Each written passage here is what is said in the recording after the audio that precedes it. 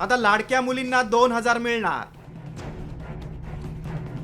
Gen Z तरुणींना आता pocket मनी। फुकट्या योजनेपेक्षा दर्जा सुधारा, विरोधकांची टीका।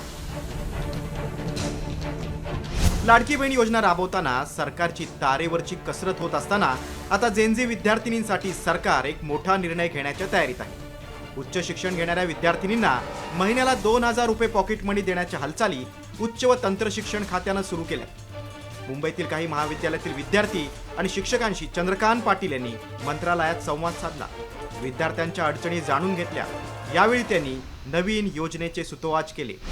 मुलींच्या उच्च शिक्षणासाठी कमवा आणि शिका योजना राबवणार, विद्यार्थिनींना आर्थिक मदत आणि आत्मविश्वास देण्यासाठी उपक्रम, कॉलेजमधील मुलींना दरमहा 2000 रुपये पॉकेट मनी मिळण्याची ही योजना असणार आहे।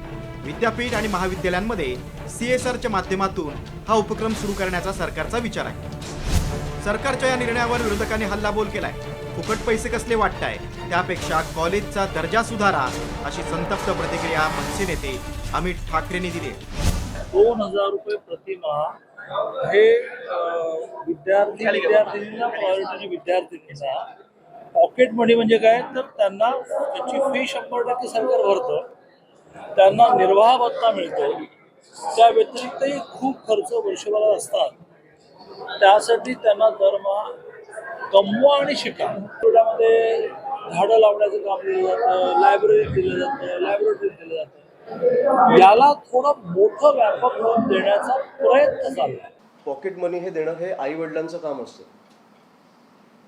जर त्या 2000 मध्ये 2000 माझ्या मुलाला नसतील द्यायचे मला आणि सरकार देत असेल उगाच, तर जबाबदारी सरकार घेणार आहे का? काय दारू प्यायला लागली, सिगरेट प्यायला लागली, समजा काय नशा करायला लागली, तुम्ही जबाबदारी घेणार आहात? फुकट पैसे कसले वाटताय तुम्ही? कॉलेजची हालत पहिले नीट करा ना। तुमची आता लाडकी बहीण गेली, आता लाडकी मुलगी आली, काय माहिती तुम्ही अट्रॅक्ट करायला किती फुकट पैसे वाटणार आहात? आणि जबाबदारी पण चंद्रकांत दादा पाटील घेणार आहेत का ते पहिलं सांगावं त्यांनी। या योजनेचा 12 लाख विद्यार्थिनींना लाभ होण्याची शक्यता आहे। मात्र महाविद्यालयांमध्ये विद्यार्थी अनेक मूलभूत सुविधांपासून वंचित असल्याचं चित्र अनेकदा पाहायला मिळतं। त्यावरही लक्ष देण्याची मागणी या निमित्तानं पुढे आली आहे।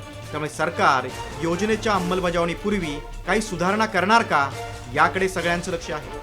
ब्युरो रिपोर्ट, साम।